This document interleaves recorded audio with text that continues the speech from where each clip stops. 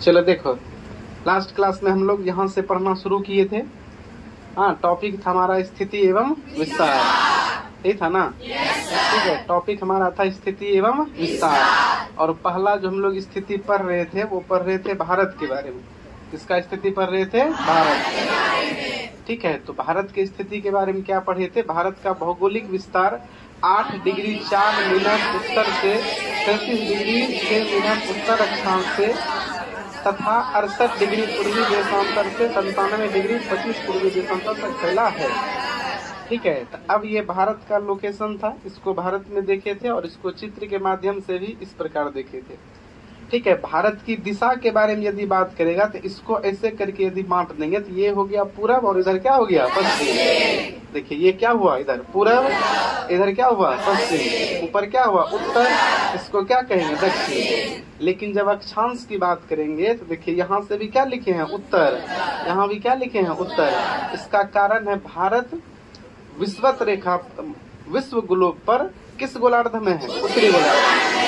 ठीक है, तो इसीलिए भारत का विस्तार शुरू कहाँ से होता है? 8 डिग्री 4 मिनट उत्तर से 37 डिग्री 6 मिनट उत्तरी। एक हो गया ये। और दूसरा, इसको अब यहाँ भी पूर्वी और यहाँ भी पूर्वी। इसका क्या कारण बताए थे कि भारत देशांतर जब 0 डिग्री से खींचा जाता है तो इसके पूर्वी देशांतर में, किधर है भारत? पूर्वी देशांतर में। ठीक है, तो पूर्वी देशांतर में है, इसीलिए देखिए 68 डिग्री 7 मिनट पूर्वी देशांतर से 97 डिग्री 25 मिनट पूर्वी देशांतर। ये है भारत का अक्षांश और देशांतरीय विस्तार। उसके बाद भारत का सबसे अंतिम बिंदु क्या था? ठीक है, इंदिरा पॉइंट। क्या चीज है? इंदिरा पॉइंट। और इसका अक्षांश क्या था? ठीक है, 6 डिग्री 45 मिनट। 6 degree 45 minute. ठीक है, ये वाला बात पढ़े थे। फिर अगला देखिए क्या पढ़े थे। ठीक है, भारत का सबसे दक्षिणतम बिंदु क्या था? इंदिरा पॉइंट है, जो अंडमान निकोबार द्वीप समूह में स्थित है। ठीक है, यदि इसका विस्तार देखा जाए, खोजा जाए ये है कहाँ? ठीक है, ये कहाँ पर है? अंडमान निकोबार द्वीप समूह। और अगला पढ़े थे भारत का सबसे दक्षिणतम बिंदु, जो भी बोले 6 डिग्री 45 मिनट। ठीक है, हाँ, उत्तरी अक्षांश है। अगला देखिए और क्या पढ़े थे। फिर इसको ग्लोब में देखे थे, क्या कारण था। ठीक है, उसके बाद यहाँ पर 2 टॉपिक पढ़े, उत्तरी गोलार्ध और दक्षिणी गोलार्ध। अब यहाँ 2 था, एक था कर्क रेखा और दूसरा क्या था? मकर रेखा। तो कर्क रेखा किस गोलार्ध में? उत्तरी गोलार्ध में। मकर रेखा दक्षिणी गोलार्ध। कितना कितना डिग्री पर? 23.5। कर्क रेखा 23.5 डिग्री उत्तरी गोलार्ध, मकर रेखा 23.5 डिग्री दक्षिणी गोलार्ध। दोनों का पूछेगा तो इसका बोलेंगे 23.5 डिग्री उत्तरी गोलार्ध। क्या बोलेंगे? उत्तरी गोलार्ध। और इसका क्या है? 23.5 डिग्री दक्षिणी गोलार्ध। 23.5 डिग्री दक्षिणी गोलार्ध। ठीक है, ये भी पढ़ लिए थे। ठीक है, उसके बाद अगला क्या पढ़े थे? यही बात लिखे हुए हैं। 23.5 डिग्री उत्तरी अक्षांश पर कर्क रेखा स्थित है, अर्थात कर्क रेखा किस गोलार्ध में? उत्तरी गोलार्ध में। किस गोलार्ध में है? उत्तरी गोलार्ध में। उसके बाद लिखे हैं 23.5 डिग्री दक्षिणी अक्षांश पर मकर रेखा है। किस पर है? मकर रेखा। मकर रेखा स्थित है, अर्थात मकर रेखा किस गोलार्ध में है? दक्षिणी गोलार्ध में। ठीक है, और क्या पढ़े थे? और पढ़े कर्क रेखा भारत के बीचों बीच से गुजरती है। कितने राज्यों से? 8 राज्यों से। क्या क्या राज्य है? मिजोरम, त्रिपुरा, पश्चिम बंगाल, झारखंड, छत्तीसगढ़, मध्य प्रदेश, असम और गुजरात। ये 8 राज्य है जहाँ से क्या गुजरती है? कर्क रेखा। क्या गुजरती है? कर्क रेखा। ठीक है, और ये 8 राज्य का क्रम क्या था? यहाँ है मिजोरम, उसके बाद त्रिपुरा, पश्चिम बंगाल, झारखंड, छत्तीसगढ़, मध्य प्रदेश, राजस्थान और गुजरात। राजस्थान और गुजरात, ये 8 राज्य है जहाँ से कर्क रेखा गुजरती है। ठीक है, बिहार से नहीं गुजरती। यदि कोई पूछे बिहार तो बोलेंगे नहीं। हाँ, जब बिहार अलग नहीं हुआ था, ठीक है, 2000, सबको पता है कि हमारा बिहार 15 नवंबर से 2000 ईस्वी से बिहार से क्या अलग हो गया? झारखंड। और इस झारखंड से कर्क रेखा गुजरती है। 2000 ईस्वी से पहले जो विद्यार्थी पढ़ता होगा वो क्या पढ़ता होगा कि बिहार से गुजरती है। पहले झारखंड राज्य नहीं था, क्या था? बिहार था। तो 15 नवंबर 2000 ईस्वी से पहले जब हमारा बिहार और झारखंड एक था तो उस समय बिहार बोलते होंगे, लेकिन अभी क्या बोलना है? झारखंड। बिहार से नहीं गुजरती है। ठीक है, एक बार फिर से बोलते हैं। पहला राज्य क्या हो गया? मिजोरम, त्रिपुरा, त्रिपुरा, पश्चिम बंगाल, झारखंड, छत्तीसगढ़, मध्य प्रदेश, राजस्थान और गुजरात। ठीक है, उसके बाद अब इसमें और क्या देखते हैं, थोड़ा सा अक्षांश और देशांतर का थोड़ा सा और एक चित्र के माध्यम से इसको देखते हैं कि इसमें है क्या ऐड किया हुआ। ठीक है, देखो ये रहा, ये देखो ये एक चित्र है। हाँ, इसमें स्पष्ट तरीके से समझ में आएगा। बताओ इसमें कौन सा अक्षांश है, कौन सा देशांतर है, बताओ। हम एक में लिख दिए ए, एक में लिख दिए बी। बताओ अक्षांश कौन सा है, ए, बी क्या है, देशांतर। ठीक है, ये जो अक्षांश है विश्व के गोलक को बराबर भागों में दो बराबर भागों में बांटती है। एक है उत्तरी गोलार्ध और एक है दक्षिणी गोलार्ध। और ये देखो ये यहाँ केंद्र है, यहाँ है 0 डिग्री, यहाँ क्या है ये 0 डिग्री। और ये 1 2 3 4 होते होते कितना डिग्री 180। और पूरा रोटेशन कर जाएगा कितना 360। और सबको पता है पृथ्वी अपने अक्ष पर कितना डिग्री घूमती है 360 डिग्री। ठीक है, उसके बाद ये क्या हो गया अक्षांश। और ये अक्षांश एक दूसरे का क्या होता है समांतर, एक दूसरे का क्या होता है समांतर। ठीक है, अक्षांशों की संख्या कितनी है, अक्षांशों की संख्या 179। कितना है 179। और देशांतर की संख्या बोलेंगे तो 360। क्या बोलेंगे 360। चित्र के माध्यम से भी देख सकते इस तरह से है, और इससे भी पहले पढ़ चुके हैं हम लोग। ठीक है, अक्षांश और देशांतर के माध्यम से ही आज हम विश्व के किसी भी कोने का जितना आसानी से हम पता कर लेते हैं, चले जाते हैं। उसमें सबसे बड़ा योगदान किसका है, अक्षांश और देशांतर। ठीक है, ये चीज है। हाँ, 360 डिग्री अक्षांश 24 घंटे में, तो 1 घंटा में कितना डिग्री घूमता होगा 15 डिग्री। कितना डिग्री 15। ठीक है, और 1 डिग्री घूमने में कितना समय लगता है 4। तो भारत या विश्व के अन्य देशों में जो समय का अंतर है, हाँ, तो वो किसके कारण है, देशांतर। ठीक है, 1 घंटा में देशांतर कितना डिग्री पार करता है 15 डिग्री। तो एक डिग्री करने में कितना लगता है 4 डिग्री। ठीक है, ये सब था, यहाँ तक हम लोग पढ़ लिए थे। अगला टॉपिक क्या था, किताब दिया जाए, आगे क्या पढ़ना था।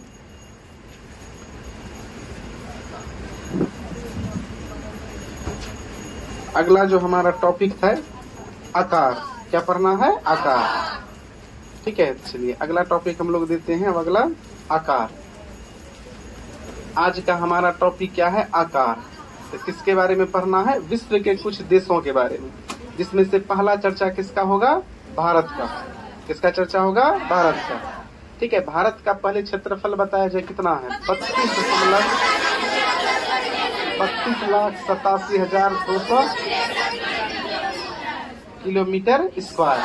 यह है किसका क्षेत्रफल, भारत का। जनरली शॉर्ट में लोग बोलते हैं 32.8 लाख वर्ग किलोमीटर। क्या बोलते हैं, 32.8 लाख किलोमीटर, ये बोलते हैं ना। ठीक है, इतना बोलते हैं। तो अब इसका स्थिति देखते हैं विश्व के अन्य देशों से क्या है। ठीक है, तो पहला भारत का क्षेत्रफल कितना हो गया 32.8 लाख वर्ग किलोमीटर। कितना है 32.8 लाख वर्ग किलोमीटर, जो विश्व के क्षेत्रफल का कितना प्रतिशत है 2.4% का मतलब ये हुआ, यदि टोटल विश्व का क्षेत्रफल 100% है, टोटल विश्व का पूरे दुनिया का क्षेत्रफल यदि हम 100% मान लेते हैं, तो उसमें से भारत का हिस्सा कितना है 2.4%। भारत का हिस्सा कितना है 2.4%। पूरे दुनिया का हम क्षेत्रफल कितना मान लिए 100%, तो भारत का क्षेत्रफल कितना है 2.4%। कितना क्षेत्रफल है 2.4%। ठीक है, यदि टोटल क्षेत्रफल एग्जैक्ट फिगर पूछा जाए तो क्या हो जाएगा 32,87,263 किलोमीटर स्क्वायर।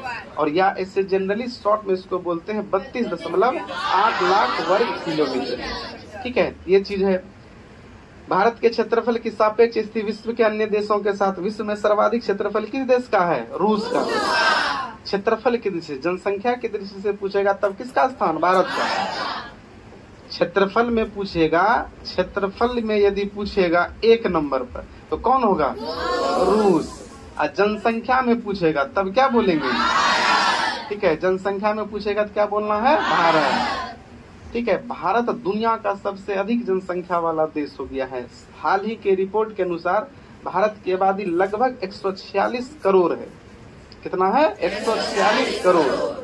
ठीक है, 2011 के जनगणना के अनुसार 121 करोड़, लेकिन अगला जनगणना 21 में होना था, कोरोना के चलते नहीं हुआ। अगला जनगणना हमारा प्रस्तुत होगा 2027 में। कब आएगा? 2027 में। तो 2027 से पहले कुछ रिपोर्ट के अनुसार बताया गया है भारत की आबादी लगभग कितना है? 146 करोड़। और दुनिया की सबसे बड़ी आबादी वाला देश कौन हो गया? भारत। जनसंख्या अलग है, क्षेत्रफल अलग है। क्षेत्रफल में पूछेगा तो 1 नंबर पे किसका आएगा? रूस का। किसका आएगा? रूस का। जनसंख्या में पूछेगा तो भारत का। दूसरा नंबर पे किसका क्षेत्रफल है? कनाडा का। दूसरा नंबर में किसका है? कनाडा का। तीसरा नंबर में किसका है? संयुक्त राज्य अमेरिका, यूएसए, संयुक्त राज्य अमेरिका।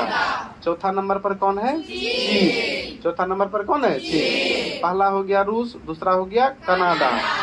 ठीक है, दूसरा क्या हो गया? कनाडा। तीसरा क्या होगा? यूएसए, जिसको संयुक्त राज्य अमेरिका कहते हैं। तीसरा क्या हो गया? चीन। पांचवा क्या हो गया? क्या चीज? ब्राजील। हाल ही में भारत के प्रधानमंत्री कहाँ गए थे? ब्राजील। उसके बाद छठा नंबर पे क्या है? ऑस्ट्रेलिया। क्या है? ऑस्ट्रेलिया। उसके बाद कौन है? भारत। तो आज के बाद याद रखना, क्षेत्रफल की दृष्टि से भारत कितना स्थान पर है? 7वें स्थान पर है। कितने स्थान पर है? 7वें स्थान पर। हमसे भी बड़ा देश कौन है? ऑस्ट्रेलिया। ऑस्ट्रेलिया से भी बड़ा कौन है? ब्राजील। ब्राजील से भी बड़ा कौन है? चीन। चीन से भी बड़ा यूएसए। उसके बाद कनाडा, उसके बाद रूस। लेकिन सबसे अधिक आबादी कहाँ है? भारत में। ठीक है, समझ में आ रहा है? ठीक है, तो पहला नंबर पे क्या हो जाएगा? रूस। दूसरा नंबर पे क्या हो जाएगा? कनाडा। तीसरा नंबर पे यूएसए। तीसरा चौथा नंबर पे चीन। पांचवा पर ब्राजील। छठा पर ऑस्ट्रेलिया। सातवां पर भारत। चलिए अगला टॉपिक दिया जाए आकार, और इसको लिख लेते हैं फटाक से। अगला टॉपिक दिया जाए आकार, और पहला पॉइंट बना के लिखा जाए भारत का क्षेत्रफल। भारत का क्षेत्रफल 32 लाख, बोर्ड पे भी लिखा हुआ है। भारत का क्षेत्रफल 32,87,263 किलोमीटर स्क्वायर है। ब्रैकेट में लिख लिया जाए 32.8 लाख, ऐसे भी 32.8 लाख ऐसे करके किलोमीटर स्क्वायर। भारत का क्षेत्रफल 32,87,263 वर्ग किलोमीटर है, पूर्ण विराम।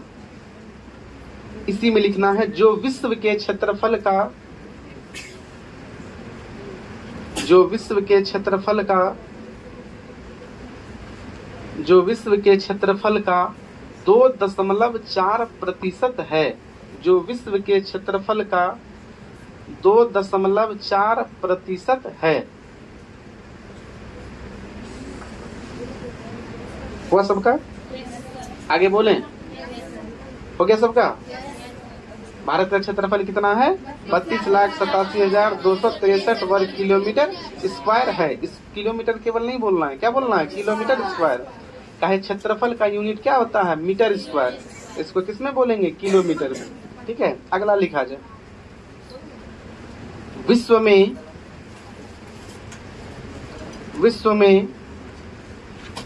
सर्वाधिक क्षेत्रफल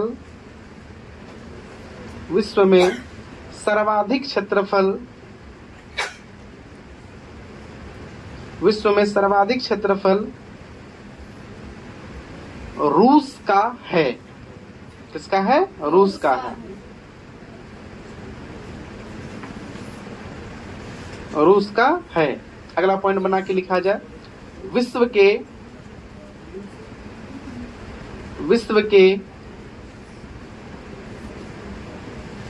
7 बड़े देश डैश। विश्व के 7 बड़े देश डैश 1 नंबर में लिखा जाए। नहीं समझ में आया? ऐसे लिखना है विश्व के 7 बड़े देश। अब डैश दे करके 1 नंबर पे किसका लिखना है? रूस। 2 नंबर पे लिखिए, 2 नंबर पे क्या लिखना है? 2 नंबर पे क्या लिखना है? कनाडा। 3 नंबर में क्या लिखना है? यूएसए, या इसको हिंदी में लिखेंगे संयुक्त राज्य अमेरिका, संयुक्त राज्य अमेरिका। ठीक है, उसके बाद चौथा नंबर पे क्या लिखेंगे? चीन। ठीक है, उसके बाद क्या लिखेंगे? ब्राजील। फटाफट लिखा जाए, ब्राजील। ठीक है, उसके बाद क्या है? Australia, Australia. हाँ, उसके बाद क्या लिखा जाए? 7वें नंबर पर भारत। 7वें नंबर पर क्या लिखेंगे? भारत। चलिए, इसके नीचे में नोट करके लिखेंगे एक पॉइंट, NOT, नोट करके लिखेंगे।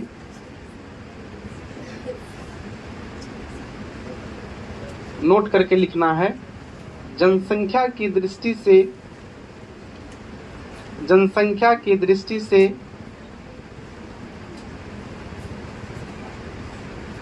जनसंख्या की दृष्टि से भारत का स्थान पहला है। भारत का स्थान पहला है। जनसंख्या की दृष्टि से भारत का स्थान पहला है, पूर्ण विराम। जनसंख्या की दृष्टि से भारत का स्थान पहला है, पूर्ण विराम। हो गया। अगला पॉइंट लिखे, इसी में नोट का दूसरा पॉइंट बना के लिखेंगे, क्षेत्रफल की दृष्टि से, क्षेत्रफल की दृष्टि से, क्षेत्रफल की दृष्टि से भारत का स्थान, भारत का स्थान, क्षेत्रफल की दृष्टि से भारत का स्थान 7वां है। क्या नंबर पर है? 7वें नंबर पर। तो लिखेंगे 7वां है, 7वां है। क्षेत्रफल की दृष्टि से भारत का स्थान कितना है? 7वां। ठीक है, चलिए अगला लिखा जाए।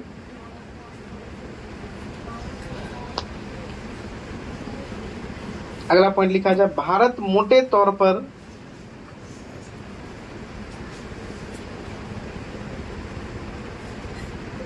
भारत मोटे तौर पर त्रिभुजाकार है। कैसा है? त्रिभुजाकार।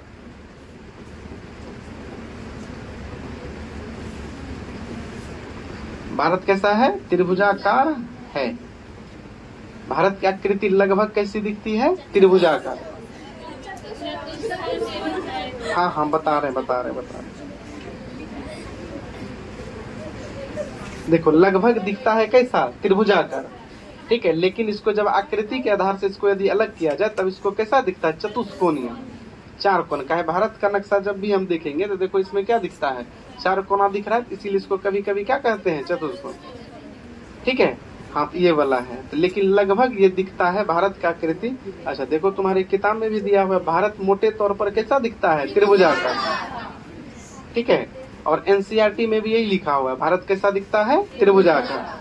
ठीक है, उसके बाद हम जो लिखाए हैं वो चतुष्कोणीय भी कहता है। कहे कि देखो इसको जब बांटेंगे ऐसे करके तो क्या कोना होगा? बताओ, 4 कोना नहीं होगा? ऐसे करके बांटेंगे तो क्या कोना होगा? 4 कोना होगा। तो चतुष्कोणीय भी कहेंगे इसको।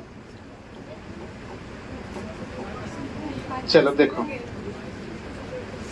और इसमें क्या है इम्पोर्टेंट, भारत का वो लंबाई, स्थलीय सीमा सब लिखा ही दिए थे, नहीं लिखाए थे? ठीक है, स्थल सीमा रेखा की कुल लंबाई कितना है? 15,200। लिखना है, अभी भी लिख लिया जाए फटाफट, 2-4 लाइन और। ऐसे लिखा दिए थे इससे पहले, नहीं लिखा दिए? छोड़ दें। जिसको नहीं लिखा हुआ है पेज नंबर देख लेना है, 3 लिखा हुआ है, सब लिख लेना, इससे पहले लिखा चुके हैं। ठीक है, चलो अगला जो चर्चा है इसमें अब क्या दिया हुआ है,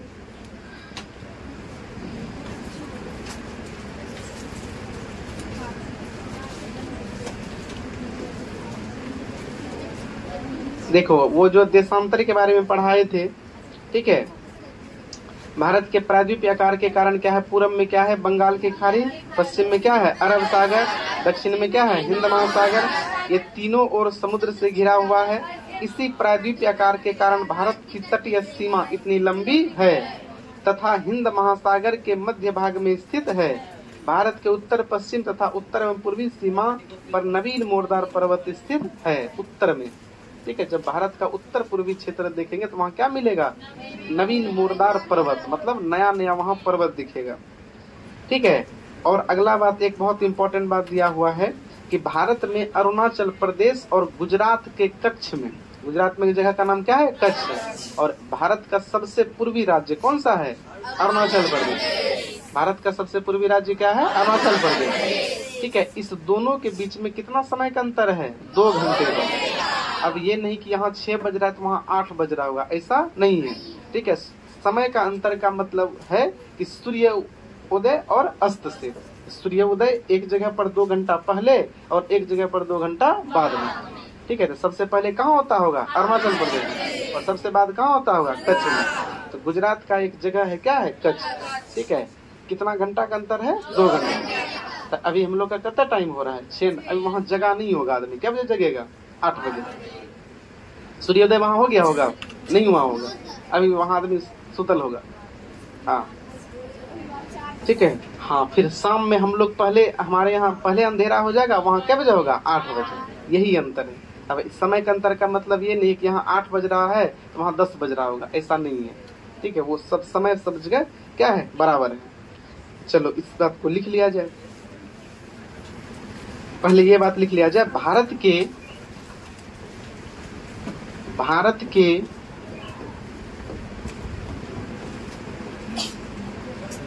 प्रायद्वीपीय,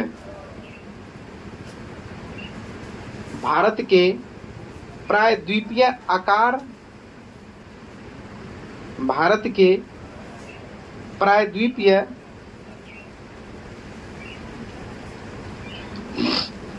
आकार के कारण, प्रायद्वीपीय आकार के कारण डैश दे करके 1 नंबर में लिखना है। प्रायद्वीपीय आकार के कारण 1 नंबर में लिखना है। पूरब में बंगाल की खाड़ी, पूरब में बंगाल की खाड़ी दूसरा नंबर में लिखा जाए। पश्चिम में अरब सागर, लिख दे बोर्ड पे, यहाँ देख रही है, इतना तो लिख ही सकते हो। 1 नंबर में क्या लिखना है? बंगाल की खाड़ी। इसमें तो कोनो हार्ड वर्ड नहीं है। बंगाल की खाड़ी किधर है? पूरब में। कौन दिशा में है? पूरब में। उसके बाद दूसरा नंबर क्या लिखा है? पश्चिम। क्या लिखा है? पश्चिम में। पश्चिम में अरब सागर। पश्चिम में क्या है? अरब सागर है। ठीक है, उसके बाद बताओ दक्षिण में क्या लिखेंगे? दक्षिण में क्या है? दक्षिण में हिंद महासागर। क्या है? हिंद महासागर।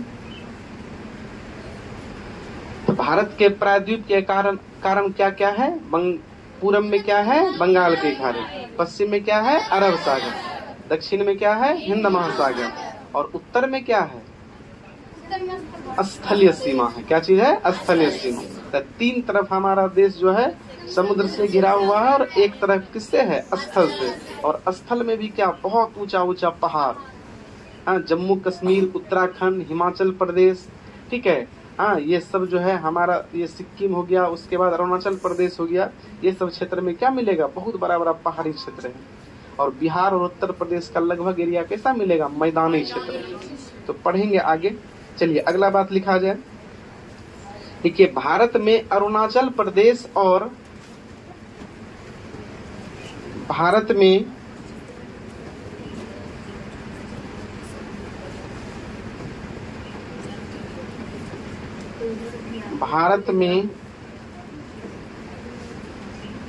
अरुणाचल प्रदेश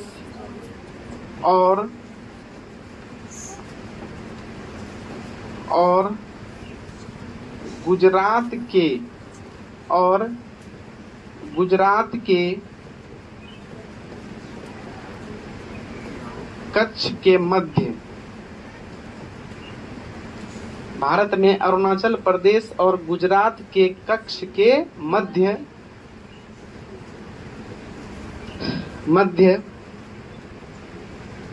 स्थानीय समय में स्थानीय समय में 2 घंटे का अंतर है। 2 घंटे का अंतर है। 2 घंटे का अंतर है।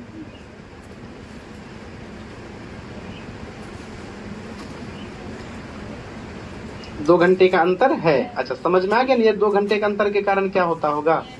अरुणाचल प्रदेश में जब सूर्य उदय होता होगा तो गुजरात में क्या होता होगा? अंधेरा। और जब हमारे यहाँ सूर्य अस्त होता होगा शाम में, तो वहाँ क्या होता होगा? दिन।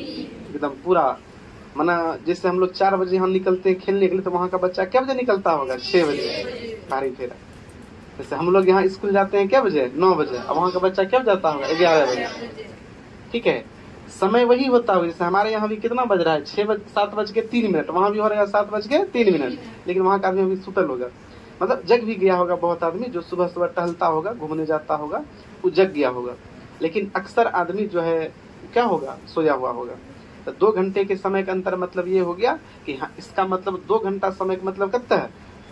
2 घंटा में कितना मिनट हुआ? 120 मिनट। 120 मिनट, तो लगभग 120 मिनट का फर्क है। और सबको बताए हैं कि 15 डिग्री देशांतर घूमने में पृथ्वी को कितना घंटा? 1 घंटा। तो क्या मिनट है? 120। तो इसका मतलब अरुणाचल प्रदेश और गुजरात के कच्छ में कितना डिग्री का अंतर है? 30 डिग्री।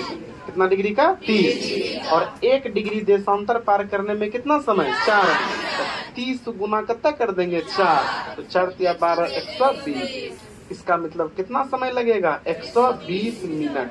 कितना लगेगा? 120 मिनट। यही कारण। और अभी तुरंत बताए कि पृथ्वी अपने अक्ष पर कितना डिग्री घूमती है? 360।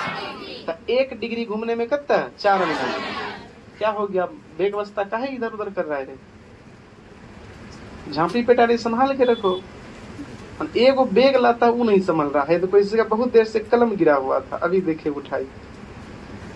माना एगो कॉपी कलम लाती है वो भी नहीं सफरता है। जिंदगी का बोझ कैसे ढोएगी? अभी तो शुरू भी नहीं हुआ है। शुरू हो गया है? अभी बताओ, जिंदगी का अभी पहला ही पड़ाव चल रहा है। नए कलम गिरा देती है, बेग गिरा। अभी तो कम 10वां कलम में पढ़ा रहे, किसी का बेग गिर गया, वो सब ज्यादा लाती है। वो थर्मस वो घोलटा है जैसा बल्ले, भारी फेरा है भाई। ठीक है, अभी इधर लिखा रहे बीच बेगे गिरा है। जैसे कुछ विद्यार्थी वो लाता है, वो कंपास, वो ढंढना गया ले भारी फेरा है। अभी देखो को बेग है वो गिर रहा है, वो दूसरा आदमी संभाल रहा है। इधर कलम गिरा हुआ था, बहुत देर तो कलम नीचे में रहा। इसीलिए हम पाते हैं कि नहीं देते, यही कारण है। मन तो किया लेके ले ले एक बार, फिर सोचे वो कलम से हम लिखते नहीं है, उससे नहीं ले। लिंग से रहता तो ले लिए रहते, देवो नहीं करेंगे वापस। ठीक है, समझ में आ गया? ठीक है, तो कितना डिग्री का अंतर है? 100 कितना डिग्री का? 30 मिनट का। समय का पूछेंगे तब ना 120 बोलेगा, डिग्री का पूछेंगे कितना बोलेगा? 30 डिग्री का। लिख लो, इस बात को भी लिखो। लिखो, अरुणाचल प्रदेश और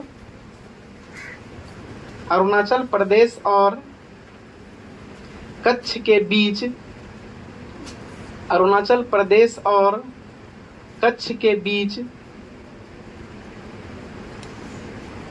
30 डिग्री देशांतरीय विस्तार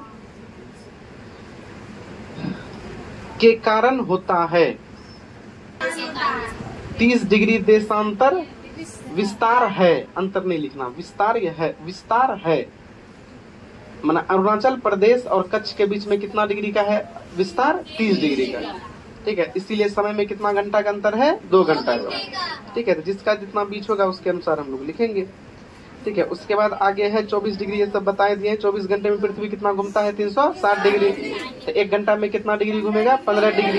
1 डिग्री घूमने में कितना मिनट लगेगा? 4। माना प्रत्येक 4 मिनट में पृथ्वी 1 डिग्री देशांतर घूम लेता है, और 24 घंटा में कितना? 360 डिग्री। चलो, ये सब तो बता ही दिए, इसको लिखाना जरूरी नहीं है। ठीक है, उसके बाद कर्क रेखा कितना डिग्री पर है? 23.5 डिग्री। और मकर रेखा कितना पर है? 23.5 डिग्री दक्षिणी अक्ष। उत्तर दक्षिण बोलना नहीं भूलेंगे, अब इन्हें कि दोनों एक के तरफ बोल देंगे। ठीक है, एक बात लिख लिया जाए, नोट करके लिखिए। भारत मानक समय, भारतीय मानक समय, ऐसे लिखो, भारतीय मानक समय, भारतीय मानक समय ग्रीनविच स्टैंडर्ड से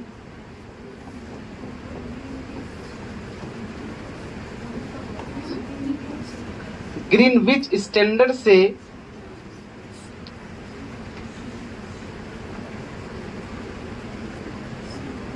तो फिर से है स्टैंडर्ड से, ग्रीनविच स्टैंडर्ड से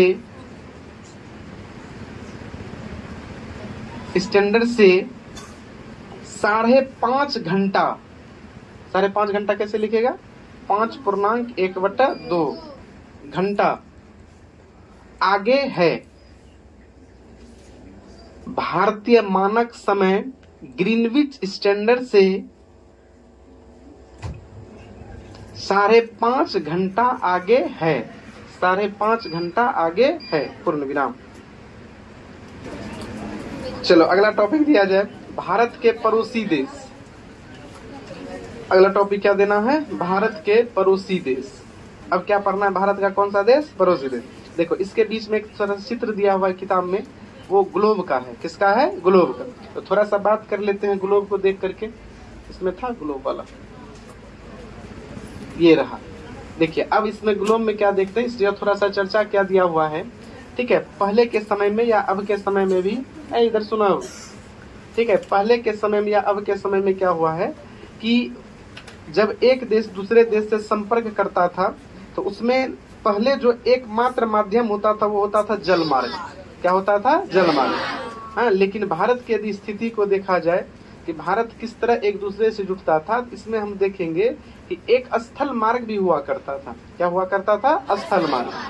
ठीक है, हाँ, जैसे अब देखा जाए, अब इसमें देखा जाए, जैसे ये हमारा भारत है, यहाँ भारत से आदमी ऑस्ट्रेलिया आना तो सीधा सा बात किस मार्ग से आ जाएगा? जल मार्ग से। किस मार्ग से आ जाएगा? जल मार्ग से। ठीक है, उसके बाद भारत को यदि ऑस्ट्रेलिया पहुंचना है तो दूसरा कोई रास्ता नहीं दिख रहा। स्थल मार्ग दिख रहा है? नहीं दिख रहा है। लेकिन भारत से यदि किसी को मंगोलिया जाना है, रूस जाना है, तो एक तो रास्ता है जल मार्ग से घुमले घुमले यहाँ से आकर के कहाँ जाएंगे? रूस। और दूसरा रास्ता क्या है? यहाँ से जाएंगे तजाकिस्तान, फिर किर्गिस्तान, फिर उज्बेकिस्तान, फिर यहाँ से कहाँ जाएंगे? मंगोलिया। मंगोलिया से आकर के कहाँ चले आएंगे? रूस। मंगोलिया एक स्थलरुद्ध देश है जिसके चारों तरफ से क्या है? स्थल सीमा है, जल सीमा नहीं है। और कहा जाता है कि भारत एकमात्र ऐसा देश है एशिया में। ये क्या हो गया? कीड़ा कर दिया, भारी फेरा है। हाँ, भारत एक क्या है? ऐसा एशिया का देश है कि जिसके पास ये स्थिति है। कौन स्थिति? एक तरफ अरब सागर, एक तरफ बंगाल की खाड़ी, एक तरफ हिंद महासागर। ठीक है, इसीलिए एशिया का मात्र एक देश भारत है जिसके नाम पर, ठीक है, एक महासागर का नाम है जिसको हम क्या कहते हैं? हिंद महासागर। क्या कहते हैं? हिंद महासागर। क्या कहते हैं इसको? हिंद महासागर। मात्र एक देश है, दुनिया का मात्र एक देश हिंदुस्तान है जिसके नाम पर एक महासागर का नाम है जिसको क्या कहते हैं? हिंद महासागर। क्या कहते हैं? हिंद महासागर।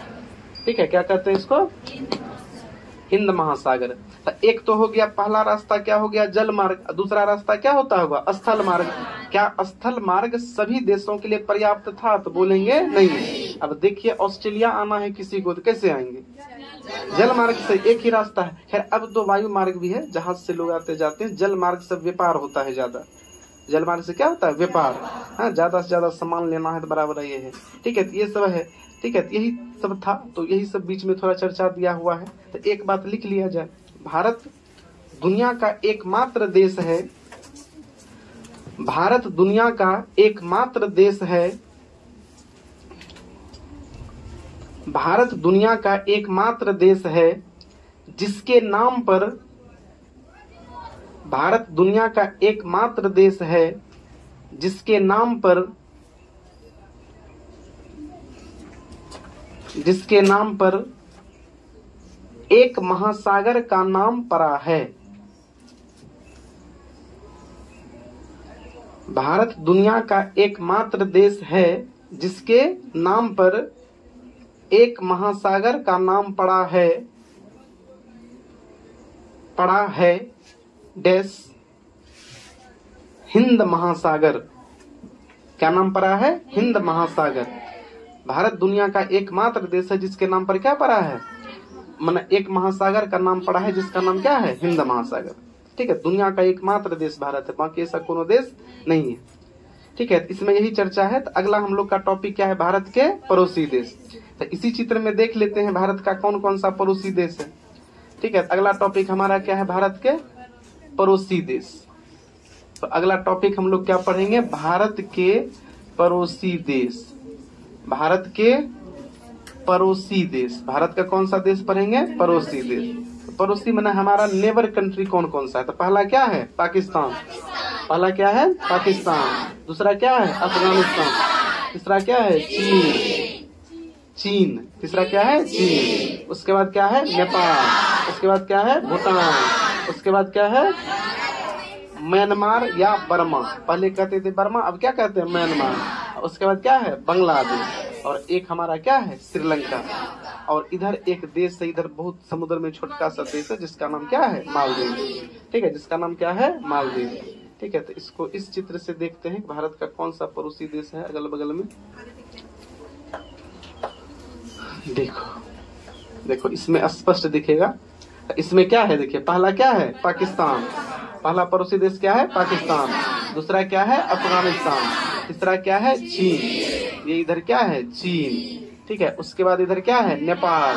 उसके बाद क्या है? भूटान। उसके बाद क्या है?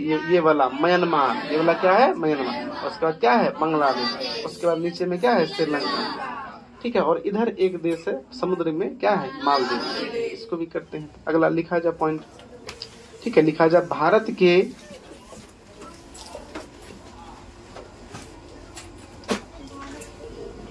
के पड़ोसी देशों के नाम। भारत के पड़ोसी देशों के नाम। भारत के पड़ोसी देशों के नाम। भारत के पड़ोसी देशों के नाम डैश देकर के लिखा जाए। पहला पाकिस्तान। लिख लोगे? पाकिस्तान। दूसरा लिखना है अफगानिस्तान। अफगानिस्तान। तीसरा लिखना है चीन। तीसरा क्या लिखना है? चीन। चौथा क्या लिखना है? नेपाल। पांचवा लिखना है भूटान। पहला लिखे पाकिस्तान, दूसरा लिखे अफगानिस्तान, तीसरा लिखे चीन, चौथा लिखे नेपाल, पांचवा लिखे भूटान और छठा क्या लिखना है? म्यांमार।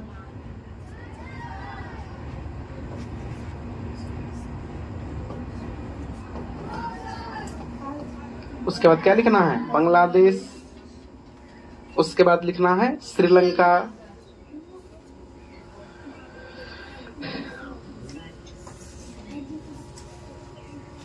श्रीलंका हुआ। उसके बाद लास्ट में क्या लिखना है? मालदीव। क्या को देश हुआ? 9 को। अगला नीचे में पॉइंट करके लिखा जाए।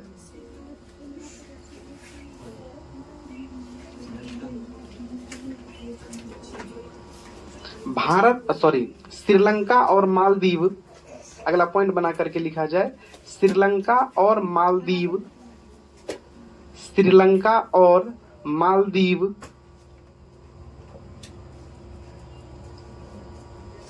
हिंद महासागर में स्थित।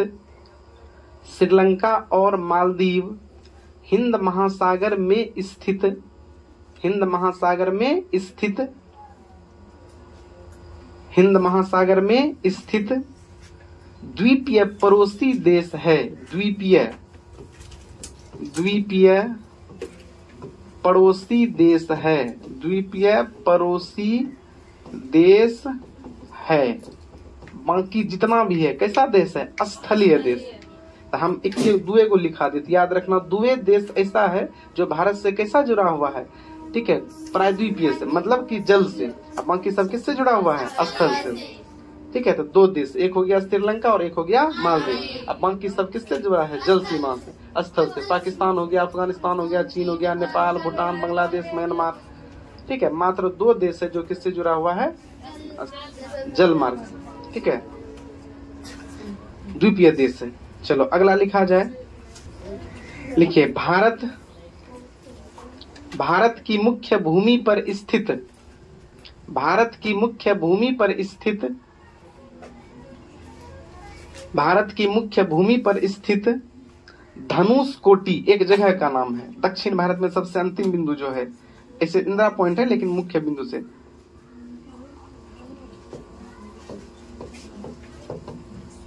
धनुषकोटि बोर्ड पे लिख दिए।